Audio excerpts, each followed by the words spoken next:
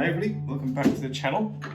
Now for the observant amongst you, you'll suddenly realise that this is not a piece of wood.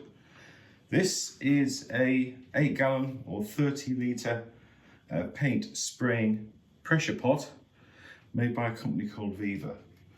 The reason I've got this is because I have been desperate to get myself a pressure pot for resin for quite some time. And I spoke to Vevor. They promised me this would be very, very easy to convert. So let's find out.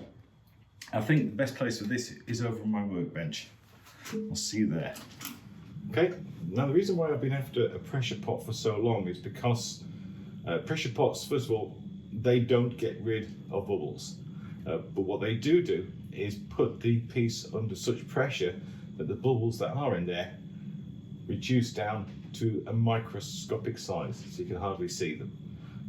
When we've got this all set up, we're going to do a little test. I'm going to put an equal amounts of resin in 2 different molds. We'll put one under pressure and we'll leave one to dry naturally on the side, and we'll take a look at the end and see what the difference is. Now, the reason why I haven't had one before is because they are ridiculously expensive. If you were to buy a specifically made resin pot in the UK, you're looking about £400 to £500.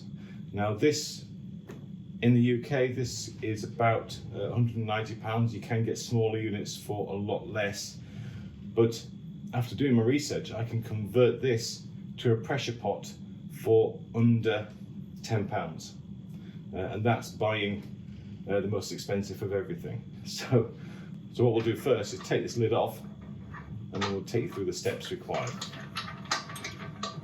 These wing nuts are enormous.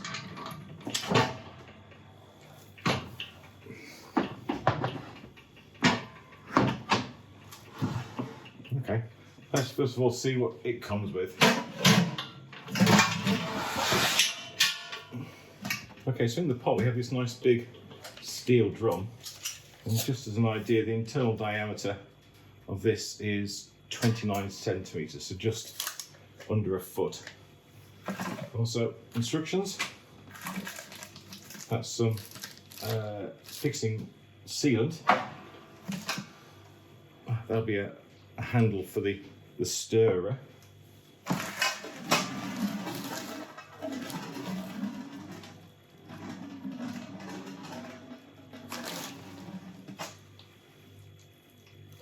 Not sure what that's for. That's for the handle. I presume that would go through there and then screw on. And a set of wheels. I think we'll put the wheels on first to make this thing easier to handle and to move around.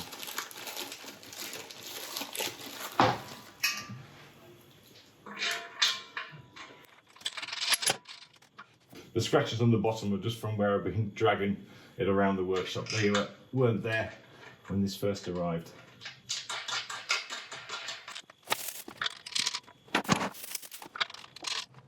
Okay, that was easy enough. Let's get this out of the way.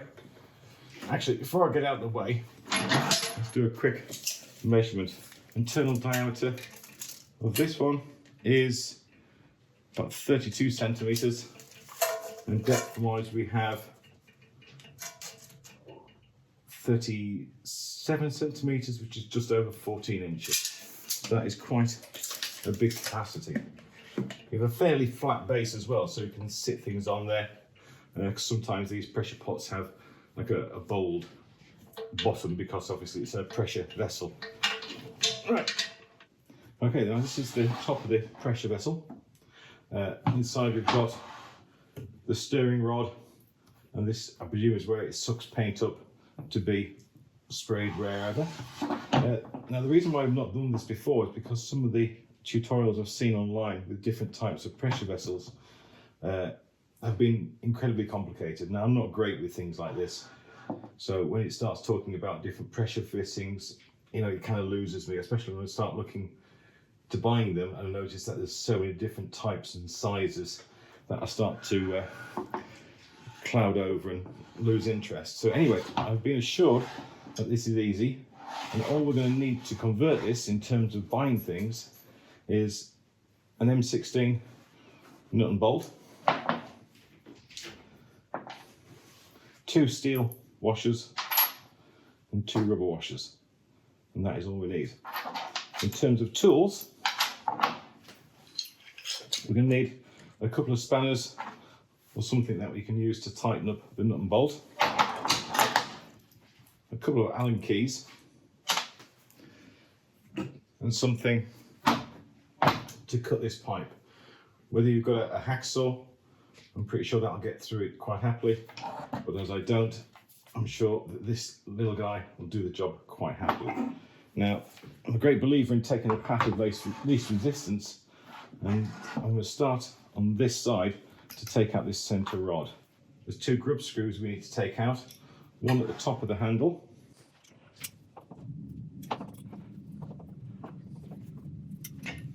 there you go, that was easy enough. The second one is on this, I have no idea what you even call it, this little stopper that stops this rod coming out. So I'll just loosen that. That was easy. Slide that off. And now this centre rod should just pull out. That's a nice steel bar. I'm sure we can use that for something. Right. Keep that safe somewhere. Now the next thing you have to do is to remove this metal bar. Now I think it is glued in. I did give it a go with a pipe wrench and I couldn't get it to shift. So I wasn't sure whether to put a bit of heat on there to try and get it out, but the simplest way for me is just to cut it off. So I'm just going to quickly get something to protect my eyes, and then we're going to cut it off as close to the top as we can with this.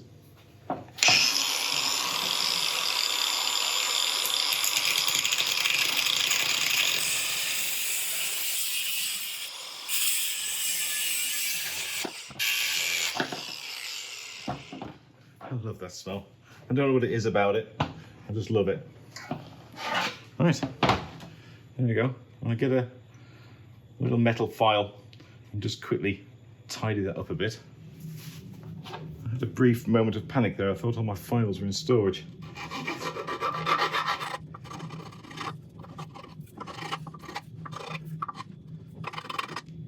Okay, perfect. Right, last job is we've got to block this hole. I'm going to do that with our nut and bolt. On the outside, nut, washer, rubber washer. Put that through the hole. Do quite a tight fit because there's obviously some sort of sealing device inside here that was keeping it airtight with that rod. And on the inside, again, rubber washer, washer, and bolt. Right, get my spanners out. Set them to the right.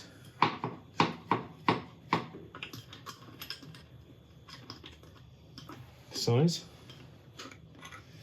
And tighten.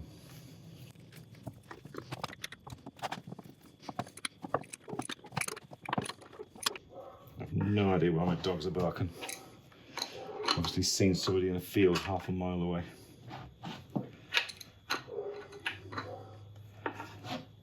Alright, and that's it. That is all we have to do. So I shall reassemble this and we'll pressure it up and see if it works. Okay, we're all put back together. Everything's nicely secured down. So I'm going to connect to my air hose like that.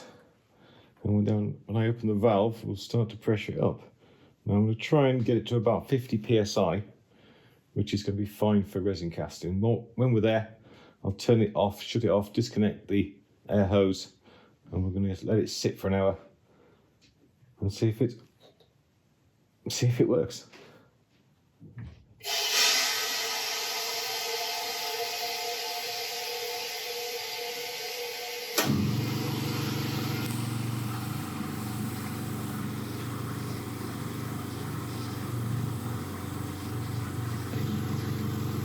Okay, that's 50. now we wait. Okay, it's been an hour. It seems to have held pretty well. So I'm going to release the pressure in here, and then we can make up a couple of moulds and do a bit of testing.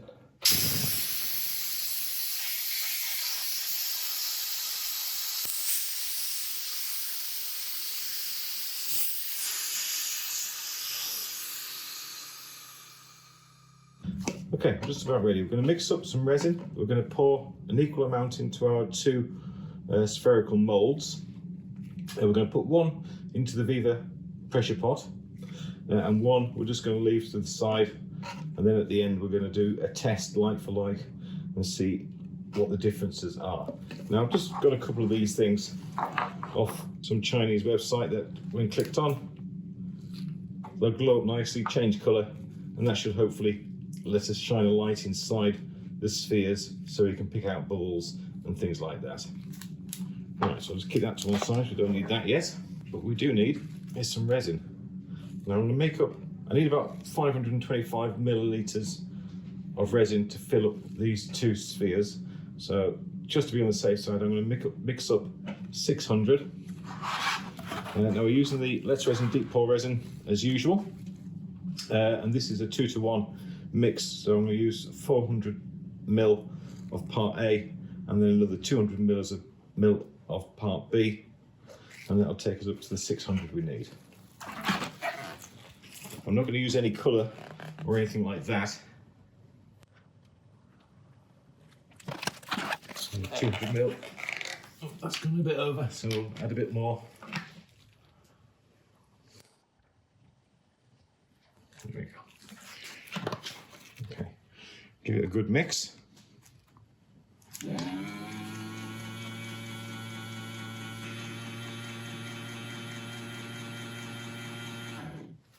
Okay, I should have given it a very, very thorough mixing.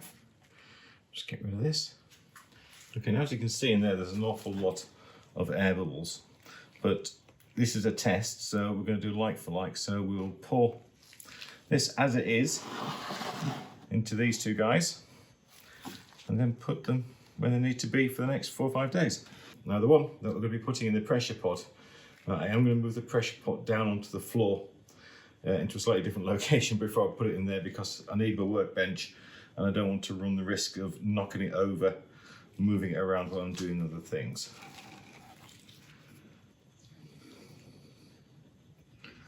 Oh, I hope I don't mess up. Hang on. Oh, we got it.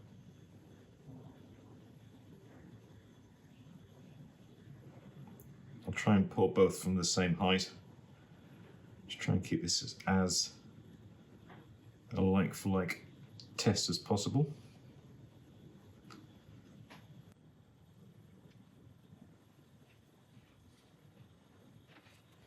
They're rather full. Right, okay, I'm going to put this one well to the side of my office. Okay, let's go and quickly move the pressure pot and get this ready to put in. Okay, here we go.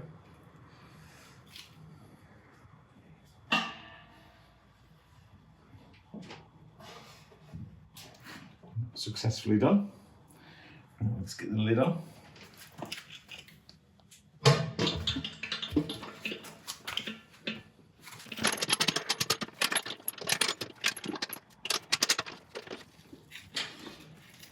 Right, let's fill this with air. Okay, cameras are all set up to see the gauge. So add some pressure.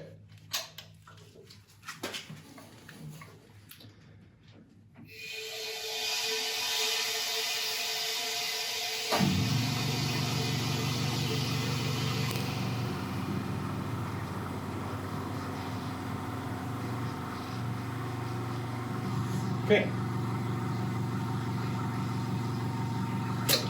All right. See you all in a few days' time. Okay, we are back and we are ready to see if this experiment worked. We've still got full pressure on the pressure pot, which is excellent. I'm so happy about that. So it's time to release the air and see what difference it made. The one we did and tested externally, that's all fine. I can see lots of air bubbles in there, so it's going to be very interesting to see what's happened with this one in here.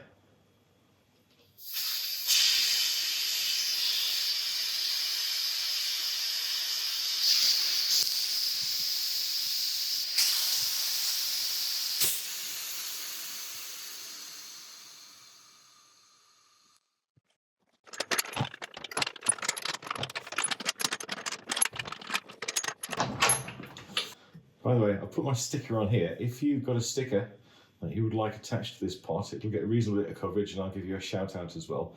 So you can get in touch and I'll send you my details. Right, let's see if it's worked.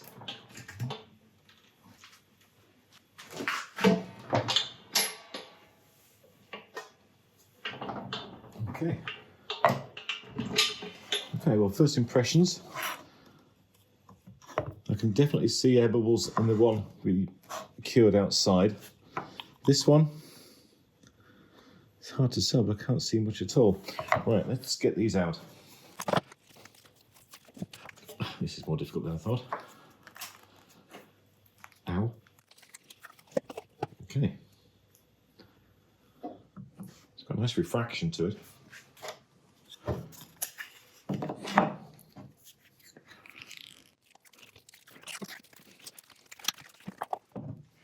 Right, I'm going to turn out the lights in here and set each one on this little plinth. Let's see if we can see much of a difference. We're all set up.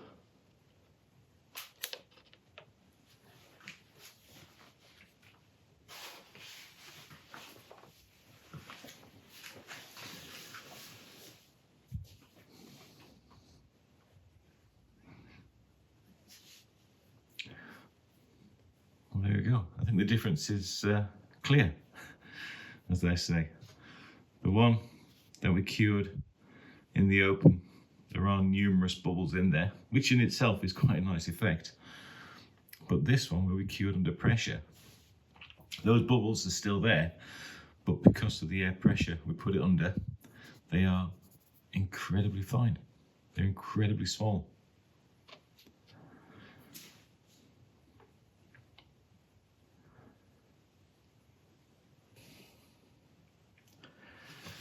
Right, let's turn the lights back on. Alexa, turn on workshop lights. Right, well, there we go. The 30-litre Vevor resin casting pot, customised with just 1 bolt and 4 washers, 2 steel and 2 rubber. And that is really all there is to it, apart from cutting off those pieces. It really is quite simple, and I'm so pleased we've managed to get one now for the workshop, because it's going to make such a difference to the quality of products that we're going to be able to make. Everything I've done up to now for the last couple of years has all been done without a resin pot, and you do get little bubbles that come to the surface when you start to sand, and you've got to stop and fill them. Every time I've turned resin before, it's always done pretty well. The less resin does perform extremely well, but you can't always get all the bubbles out. So you end up having to fill little bubbles when they come to the surface. And sometimes if you're casting a very, very clear resin, you can see the bubbles inside, and sometimes the bubbles can stick to the side of the wood, which can be slightly ugly. But no more. Now we're all going to be as crystal clear and as perfect as this little guy. If you are interested in getting hold of one of these Vevor chambers and doing the conversion yourself, then I'll leave a link in the description below to where you can get hold of one. They do other sizes as well. I'm not sure exactly what they entail in terms of conversion. I might try and get hold of one so I can give you some advice on the best way forward. Right, anyway, that's it for this week. I hope you've enjoyed it. If you have, I would appreciate a like and subscribe and all the usual things. And if you leave a comment as well, then you are going to be entered into the giveaway the next time we do one. Okay, right, thank you very much, and I shall see you next time.